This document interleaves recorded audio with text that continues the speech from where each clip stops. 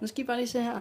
Når jeg kommer hjem fra gruppemøde, eller fra en dag på universitetet, eller hvad end jeg har ude at lave, jamen, så kommer jeg hjem, og så er der masser af arbejde, der skal laves.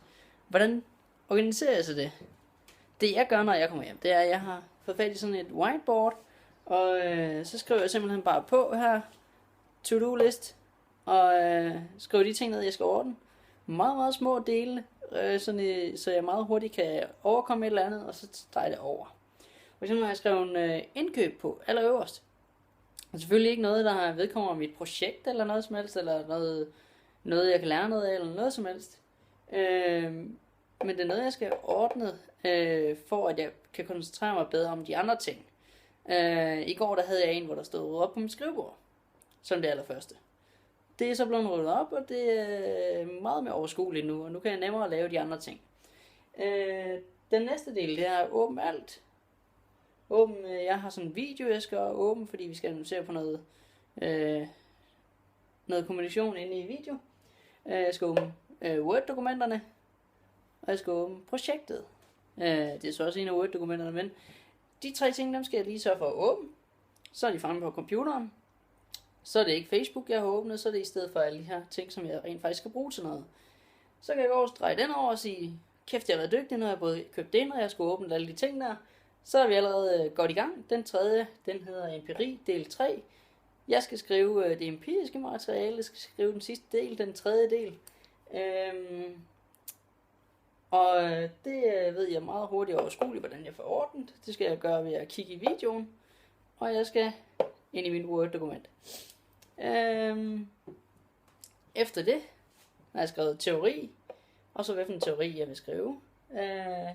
Der har vi logger, som er en teori, vi skal bruge til at analysere vores video.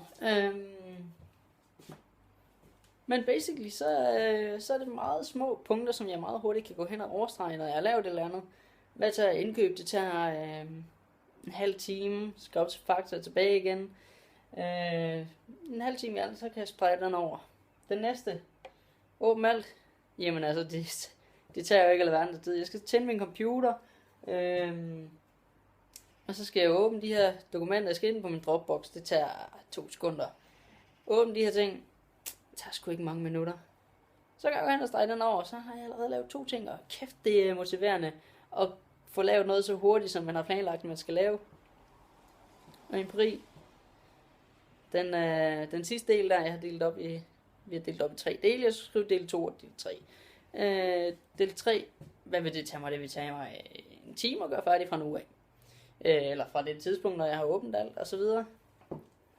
Og teori, jamen det er nok også en times, halvanden time, 2 timers arbejde. Men pointen er bare, at jeg kan meget hurtigt få streget nogle ting over, så jeg føler, at jeg får lavet noget. Og det motiverer meget hurtigt til, at man får lavet noget mere. Så lav en to-do-list. Hvis du ikke har et whiteboard, så kan det også gøres med Google-sedler, eller en lille bitte en blok og et stykke papir. Det vigtige er bare at sætte dig i hovedet, hvad er det, jeg skal lave det i dag. Eventuelt kan du sætte tidspunkter på også, hvis det ikke hjælper dig så meget af det her. Men det bedste er egentlig, har jeg for egen erfaring fundet ud af, bare skrive en liste, og så gå i gang med den med det samme. Og hvis du mener, at du skal lige nå at se en film først, så skriver du en film på som det øverste. Fordi så har du planlagt, du skal sgu lige have lidt tid til at slappe af, det er også okay. Så længe det er på to-do-listen, så er du i gang med to-do-listen. Og så er det meget nemmere at gå videre med den. Så lav dig sådan en to-do-list. Prøv at se, om det ikke virker for dig. Det er sådan set bare det for nu. Så må I hygge jer. Hej hej.